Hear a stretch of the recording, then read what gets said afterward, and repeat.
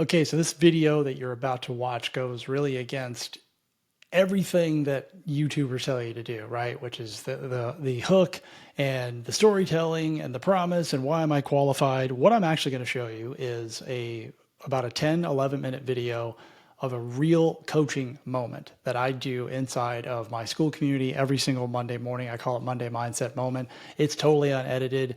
I'm stumbling over my words, kind of like I'm doing right now. And I'm just really kind of riffing, and I'm doing a brain dump on some topics that are relevant to the community. One of them is an imposter syndrome and this whole who am I to charge thing. So I don't know if this is going to work or not. It could be a flop. Maybe a bunch of people watch it. Maybe nobody watches it. But I'm big on testing stuff. I want you to see this. So if you want to see what a coaching moment looks like and also learn a little bit about imposter syndrome, if you're afraid to charge or you don't think you're worthy or you don't think anyone would ever buy your stuff, I talk about a little bit in this video. So I hope you enjoy it. Let's get right to it. Hey everyone, good morning. I'm going to talk to you a little bit today about this whole imposter syndrome, who am I to charge thing, because it's coming up a lot. I've been seeing it in both groups, mainly in Mindset School, but it's really important that we address this, because when I see it repeating itself, then I want to call it out and name it, and let's try to work through this. So I'm going to give you a few examples of why I think that we're just simply conditioned to believe that we don't have any value or nobody would buy from us when we move from the 9-to-5 world to the online world. And that's usually where I see it. That's where I saw it with myself. And I just want you to think about this concept of, we've all had 9-to-5 jobs. Most of us have worked for somebody else and they've paid us. And I just want you to think to yourself for 1 minute, how many times have you ever received your paycheck or got your direct deposit into your account and said, man, they are really just paying me too much. I don't deserve this. I can't believe that they're paying me this much money. It's usually the opposite way around. It's like, I deserve more. I should be making more money. Now, there may be some few and far between cases in there, but especially if you've been in a job for a long time, like you're usually either content with what you're earning or it's not enough. You want more. Then, so let's just get that. Let's just think about that for a second. Then let's go to how we feel about, like, if we get more advanced in our careers, we usually think we're deserving, and rightfully so, of even more money. Higher level jobs, like I can do that job. Why are they getting the job? Like all this stuff exists in the 9-to-5 world, and then you just bring it to the online world, especially if you're doing something that's not directly related to your 9-to-5, even though largely it is. If you really peel back the layers of the onion and realize, oh, I've been doing this stuff in some way, shape, or form for a very, very long time. No one just actually handed me a paycheck for it, and I have to file a tax return. Okay. Think about that. When we go to the online world, right? Because the words that I'm hearing are, I can't see anyone paying me for this. And okay, that's legitimate. Rather than me say that, well, that's just crazy, because it is. It's a real thing, and it was real for me, and it still shows up. I made a post about this in Schoolers. It did very well, and which is proof that this is a thing. Like, who am I to charge? Seriously. And you are that person. You definitely have earned it. You deserve it. It's just there's something that feels icky about it when we go to charge. And I think it's all just it's all really just self-inflicted, because no one's ever told us, like, you shouldn't be charging for that, or I would never pay you for that thing that you know how to do really well. I would never do that. Right? I mean, again, if you think about the opposite in your 9-to-5, it's well, they're not paying me enough. And usually when you interview for a job in your 9-to-5, like, you have to beat people out. You know, you have to put your skills together, your resume together. You're either making money for the company and getting paid for that. You're saving them money, right? Like maybe you're in accounting or something, or you're generating leads, or you're in customer retention. Like, these are all the stages of a business. You're in one of those departments, and you're doing something of value to said company. Otherwise, the position wouldn't be open, and they wouldn't hire you, and they wouldn't be paying you. And usually it's, hey, I'm not earning enough. I think it was Steve in Mindset Skool said something very interesting about charging, and specifically about Mindset Skool, which he's right. he said that, when it was lower, when it was $5 or $9, I just didn't see the value in it. Because I was like, oh, this is priced too low. Like, there can't be anything good in here. And then he said, then I got in here. When it went up to 17 or 24, I got in here, and then I realized that the value was there the whole time. So there is some perception with that too. So charging more a lot of the times can have the perceived, that there is value, right? Which is what a lot of brands do. Like, there's a famous story about Chivas, the Scotch company, where they just charged more. They didn't necessarily make better Scotch. They just charged more money and became like a premium brand on their level. That was their marketing tactic. We're just going to charge more money. So this is something that we can all do. Now, we don't have to gouge people. I don't think Chivas is doing that, but we don't have to do that.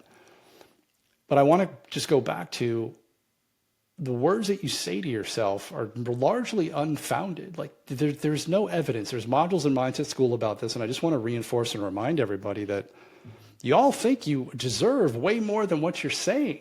Like, it's sort of hypocritical, because you go in your 9 to 5 and you'll say, well, I'm good where I am, or I want more money. I deserve more money. I've worked a long time. Like, I've said this to myself. I've worked a long time. I used to say this when they give you a 3% raise. I don't know what they do for raises now. I was like, this is a bunch of nonsense. 3%? Like, what? I remember that. And when we go to the online world and we're looking at charging for something, it's usually a fraction of what we earn in our job, right? Our corporate job or whatever we're doing. And we feel that we're not even worthy of that. Yet we might be making 5, 6, 10 times more in our 9 to 5. So I want you guys to all think about that. And maybe that will help you start to move past or separate yourself from this whole, and there really isn't any excuse there too. It's like, oh, well, this is a particular set of skills, and like, you have the same thing. In the online world, it's the same thing. It's just because I think that we're listening to all the noise from all the people out there that will never be your customers. Like, this is a scam and all this online education and blah, blah, blah. It's like, you're listening to all those people who will never buy, who will never be your client, and ignoring the people that are saying, you have value, you are good at this thing, I want to learn from you, I want you to help me, I need you to help me, and I will pay you what you're asking.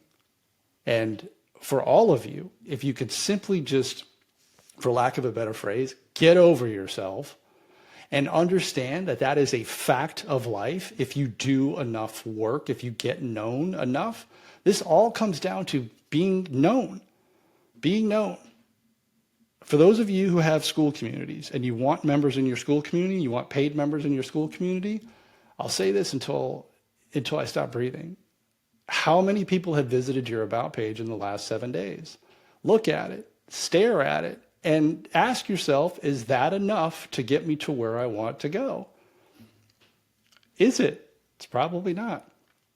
I had 551 people visit my About page in the last 7 days. There's going to be more coming up on this.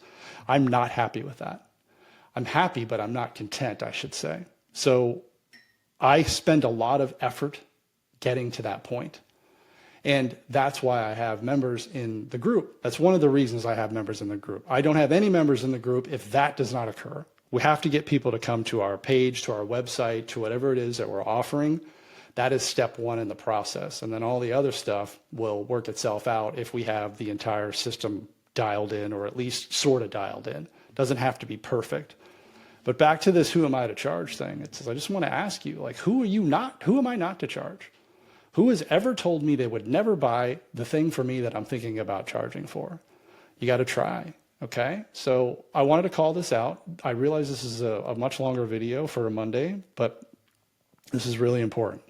Because this can literally be the thing that can sabotage your entire effort, your entire business. And people will say no to you. People will say no to you. If you have $1,000 thing or a $500 thing, not everyone's going to say yes. So I just say, let them say no. They're not ready. They're not ready. Or they don't see the value, and that's okay. You do the best that you can to present the value, and you focus on the ones who do see it, and you pour into them and you help them.